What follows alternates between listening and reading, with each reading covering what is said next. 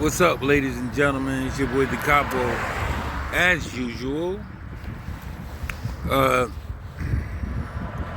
Today's Sunday motivation inspiration is on something very, I wouldn't say dear to my heart, because that's an understatement.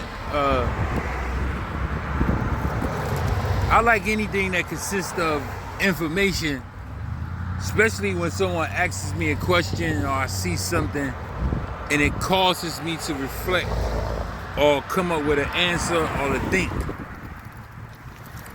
And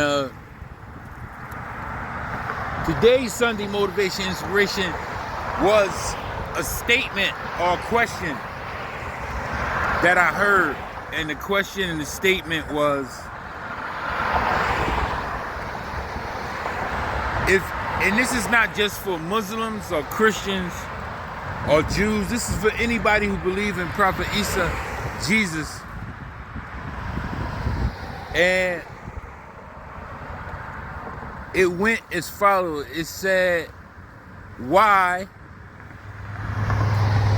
did Jehovah, God, Allah, subhanahu wa ta'ala, why did he choose Jesus to be raised by a poor family? And the interesting thing about the statement, it said, why did he not choose a rich family? And this is the benefit of Haq. This is the benefit of Haq. This is the benefit of knowledge. This is the benefit of learning, that you get the message in the statement, but also in the story of Jesus, Prophet Isa. And nowadays we are living in a time where if you don't buy your child, you don't have a child. And I mean that figuratively. Like, if you don't give your child money every single day, you don't have a child. Your child isn't yours. If you don't spend money with your child isn't yours. When in reality, the greatest example that we had ever on the earth that Allah subhanahu wa ta'ala, God, Jehovah, sent down was Prophet Isa, Jesus. And he left Jesus in the comfort of humble people who had nothing really.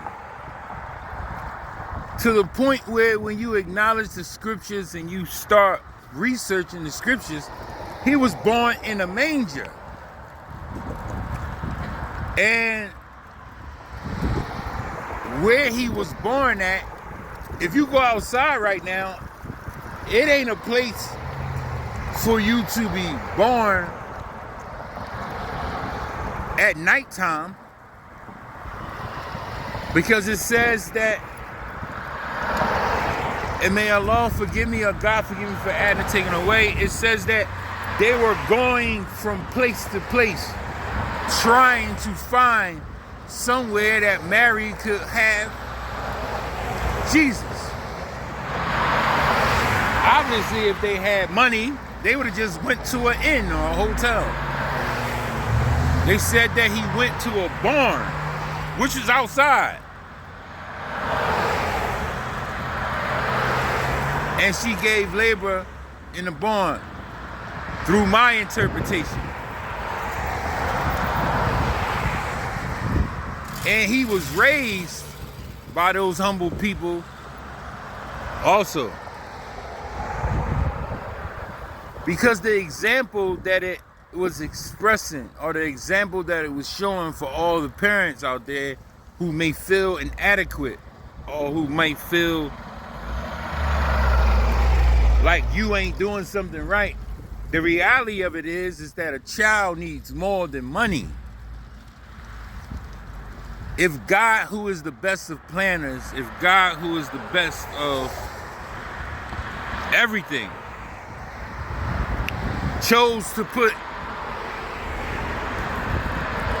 his creation in the hands of someone is because he knew that they were equipped to give Jesus what he needed: the nurturement, the love, the caring, not just what they can give him. And it was also established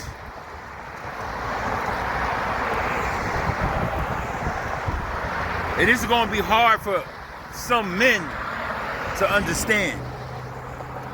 It was also established that Mary went to Jesus' father or dad, whoever you want to call it, and they had a conversation because he knew that Jesus was not his son. But Allah subhanahu wa ta'ala, God Jehovah, also knew that he put Jesus in the hands of someone who was unselfish enough to raise Jesus even though he was not his own son.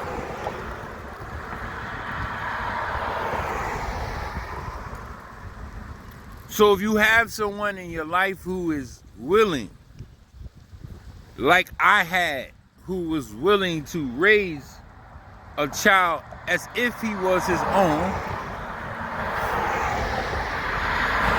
in layman terms, that is more valuable than any amount of money that can be provided to this child. That is not a disgrace on people who have money. That is not a disgrace on people who have means. I would be a hypocrite if I said that, because my children might want things, but they need for nothing.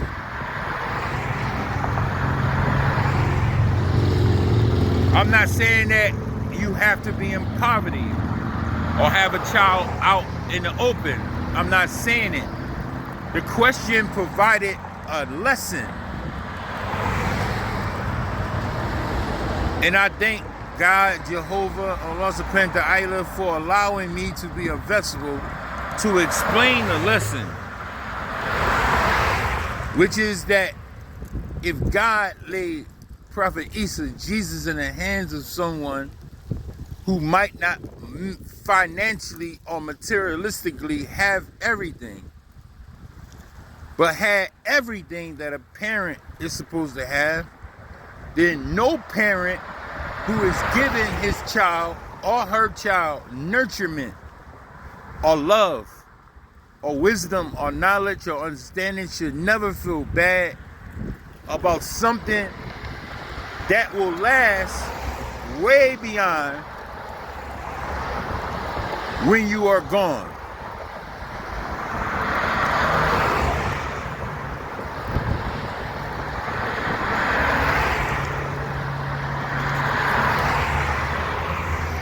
My proof in closing is, how many dead people do you know who has clothes that the family has to get rid of? How many people do you know who has a car that somebody got to figure out what to do with? How many people that you know who have things that are unspiritual or things that are unseen that they have to give? It is cool when you leave your children money, but the things that you leave in their heads will live with them way beyond your human earthly life. And if you try to buy your children, then all they will have when you are gone is the things that you left when you died. And everything else they will get from the world. I choose not to let my children, any of them, go to the world to get something that I should give them myself. So, this is Sunday Motivation Inspiration. It's your boy Decopbo. As always, Decopbo 1.7.